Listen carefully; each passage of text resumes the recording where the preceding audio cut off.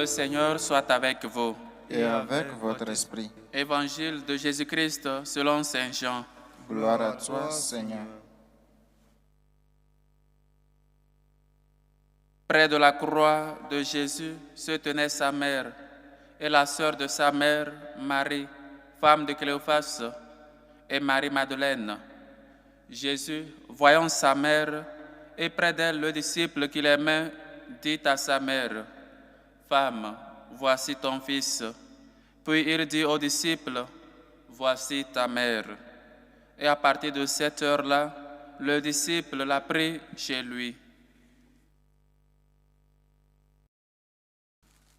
Acclamons la parole de Dieu.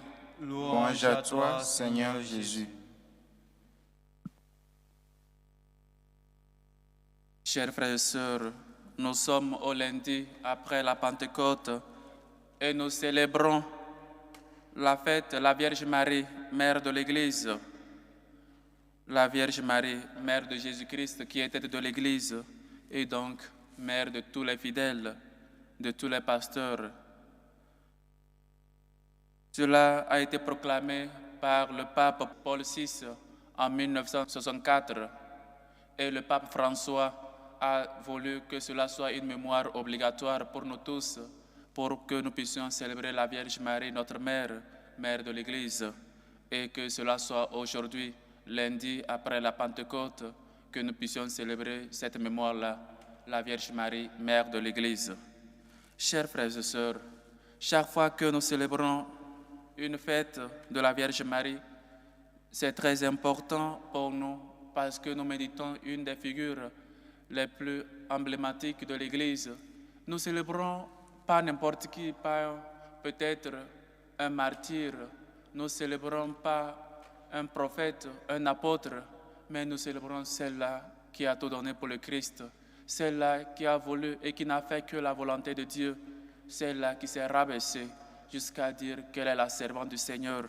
Nous commençons le temps ordinaire et donc l'Église veut que nous puissions marcher surtout sous la protection de la Vierge Marie, que nous puissions méditer la vie de la Vierge Marie et que nous puissions toujours marcher sur le chemin qui est le Christ, marcher avec lui vers toujours la patrie céleste.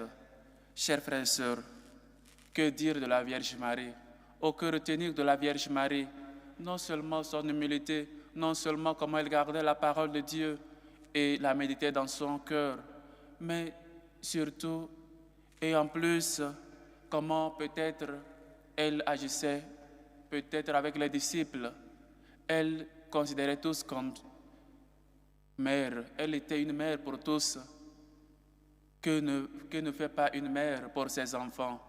Les disciples, peut-être, comme dit un auteur, que maintenant j'ai oublié le nom, il disait que peut-être que Jean a su vraiment servir Dieu parce que Jean a été avec la Vierge Marie après la mort de Jésus, que Jean avait la partie la plus sincère, parce que Jean a eu le courage d'être toujours avec Jésus au pied de la croix et a reçu cet héritage-là, a reçu sa mère, et que comme il était aussi le plus aimé, le plus petit, c'est la Vierge Marie qui l'a aidé à vraiment connaître le Christ et après à être l'évangéliste que maintenant nous lisons.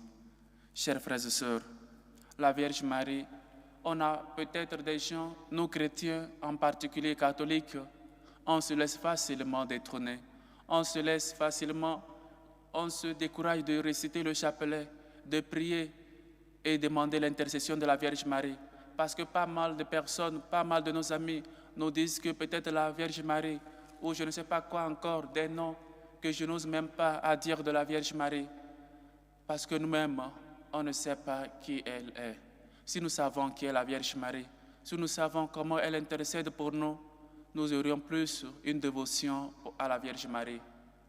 Et prier le chapelet chaque jour. Commencez, peut-être que c'est si long, tu penses que c'est si long.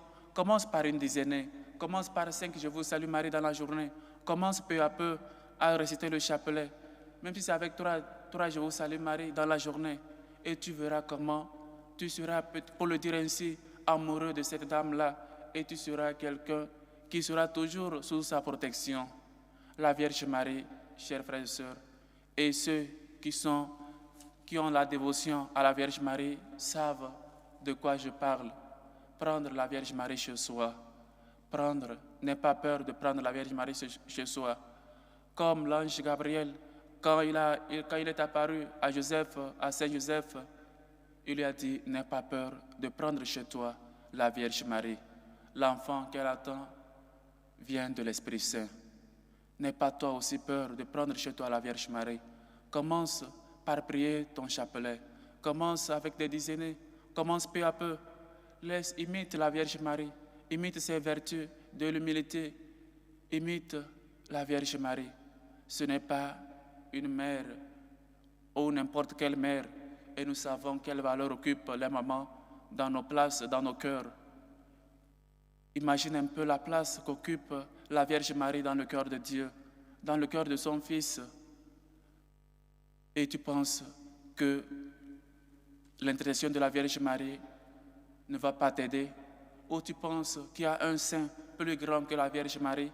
Tu penses qu'il y a quelqu'un dans ce monde qui a un saint, un apôtre, un disciple, qui a fait plus la volonté de Dieu que la Vierge Marie?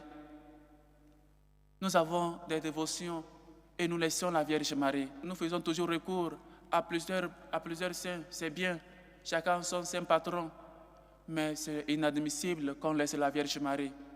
Celui qui considère Dieu comme son Père doit aussi considérer la Vierge Marie comme sa mère, parce que celle-là t'aide à connaître le Fils, celle-là t'aide à connaître vraiment Dieu, à aimer Dieu, à mettre Dieu au centre de ta vie. Celle-là te donne courage dans la persécution. Celle-là t'aide. Elle a aussi été persécutée. Elle devait aussi se lever les nuits pour voyager. Elle a aussi passé par des croix.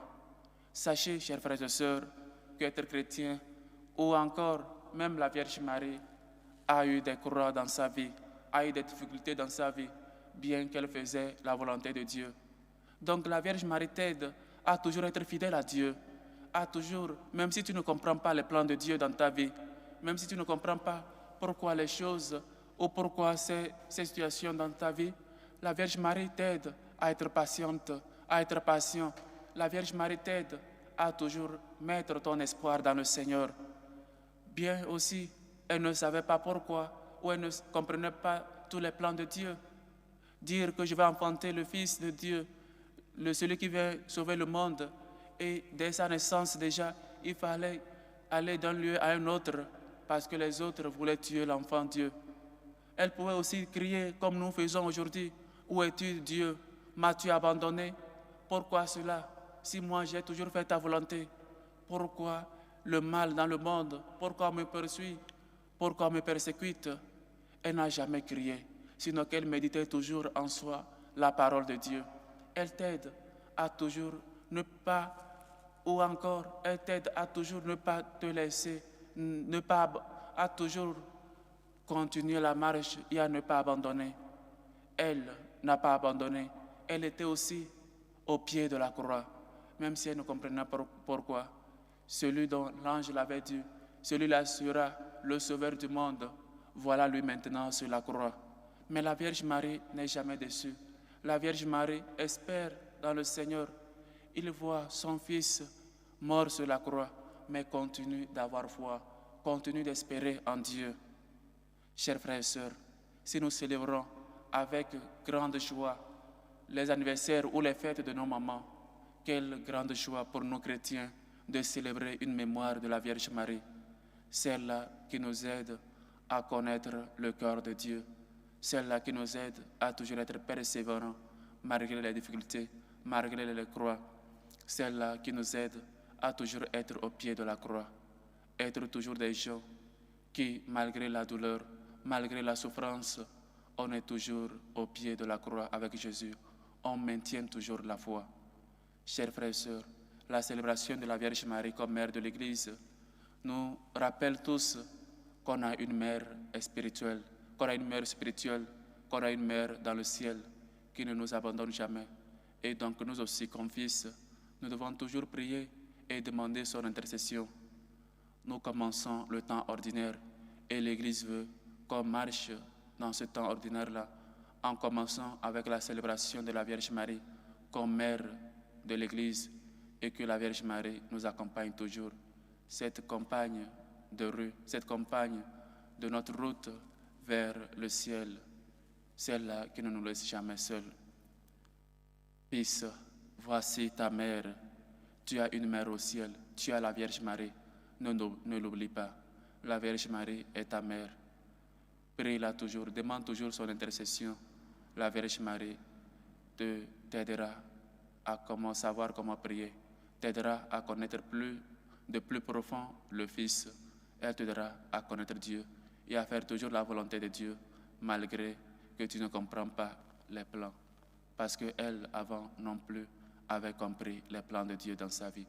Et donc, elle s'est laissée transformer. Elle s'est laissée guider par Dieu lui-même. Laisse-toi guider par Dieu. Lui, il sait ce qu'il fait. Que le Seigneur nous aide à toujours prier, à toujours avoir cette dévotion à sa mère, la Vierge Marie, et à toujours nous laisser guider par son esprit. Loué soit Jésus-Christ. À jamais.